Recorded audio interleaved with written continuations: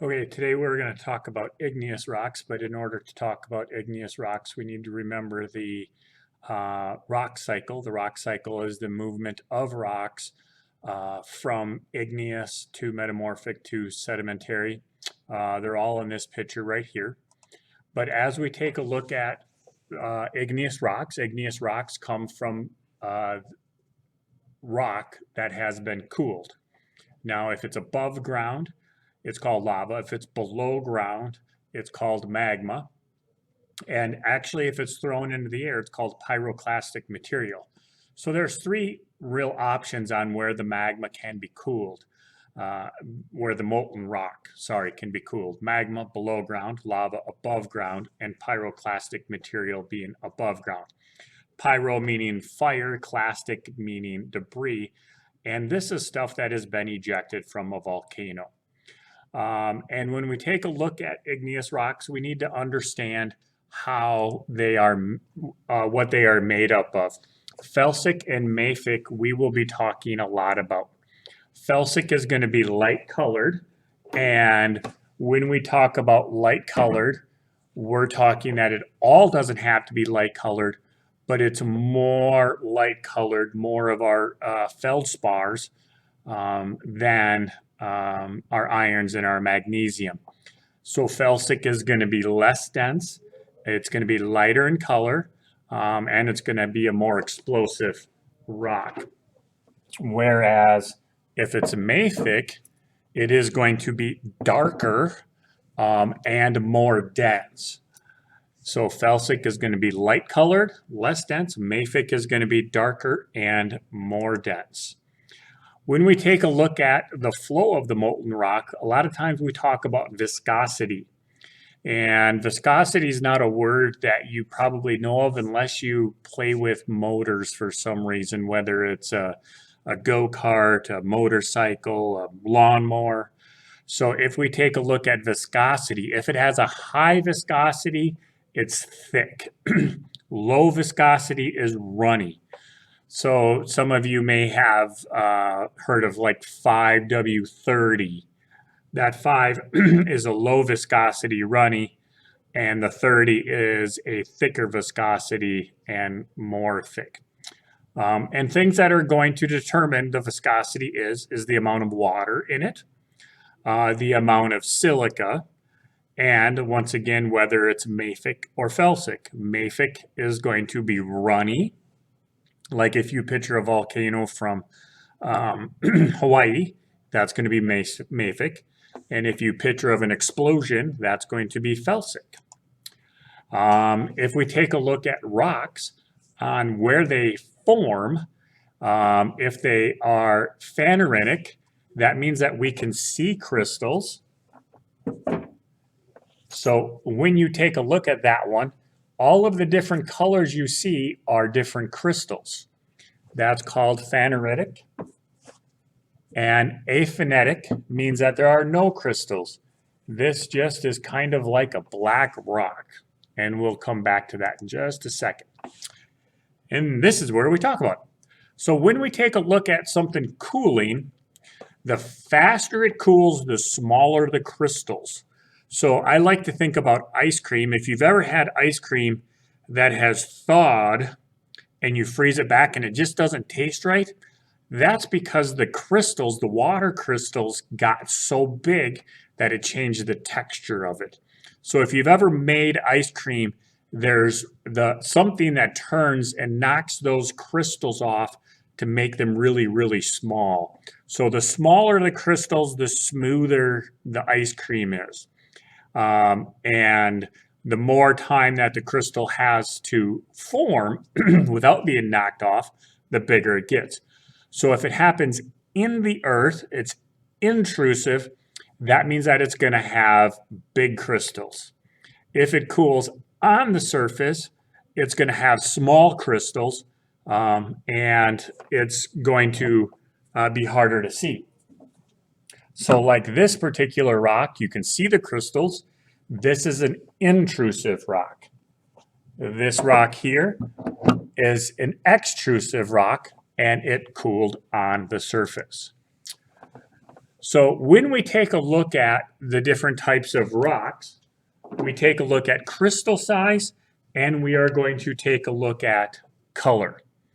So this rock that we're looking at here, it's an extrusive, which means that it cooled outside of the crust. And if it cooled outside, that means that it cooled fast, and it's mafic. So this is basalt. So basalt is going to be very small crystals to none, and mafic. If it cooled underground and is mafic, it's called gabbro. So I'm trying to move this slow so that you might be able to see some of the shimmers, but this rock is cooled under the ground. So these two are kind of like brothers. One cooled above ground and one cooled below ground. This is gabbro, this is basalt. Okay.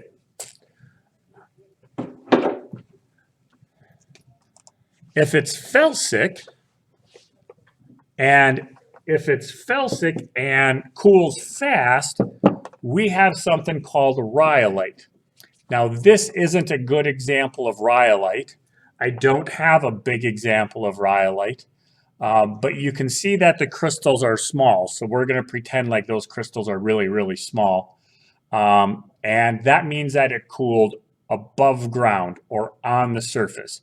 So that's rhyolite. Granite, on the other hand, cooled below ground, and the crystals got much larger.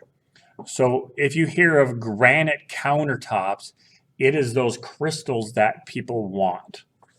Okay, so once again, these can be sisters or brothers. Extrusive, small crystals, above ground, rhyolite.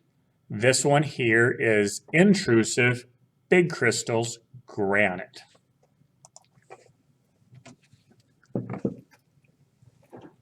If it cools really, really fast, like touches the water, we get something called obsidian. And when we take a look at obsidian, we assume that it's black, that we're going to call it mafic, but a lot of times it's not. We're going to just call it itself. It's obsidian. And obsidian is when magma hits water and it cools really, really fast. Okay. It's sometimes called volcanic glass. And for those of you that play Minecraft, you will know about obsidian. And the last one is pumice. And this is kind of a dark sample of pumice. Some people might want to call it scoria. But for the most part, we're just going to call pumice pumice. And pumice is when we have magma, which turned into lava that was thrown into the air. And as it's in the air and that pressure is relieved, if there's water or any gas, because there's no pressure, it's going to expand and it's going to have air bubbles. And pumice is a rock that actually can float because it has little air bubbles in it. And we're going to have in-between rocks. And I want you to understand that there are in-between rocks, and I will not test you on in-between rocks. I will test you, though, on those that I just talked about, and I will show you in just a second here more. Okay, this is the igneous rock key, or the lab that we would use if we were in class. And if you print this out or have the ability to print it out, I recommend it. And we aren't going to I'm not going to hold you responsible for any of the in-betweens. So if you print this off, all of these right here, I'm going to tell you, you don't need to know because they are in the middle or mixed. Likewise, these here, you don't need to know because they are in the middle. I do expect you to understand that if we have coarse grained and it's light colored, we have granite. If it's coarse-grained and dark-colored, we have gabbro. If it's fine-grained and light-colored, it's rhyolite. If it's fine-grained and dark, we have basalt.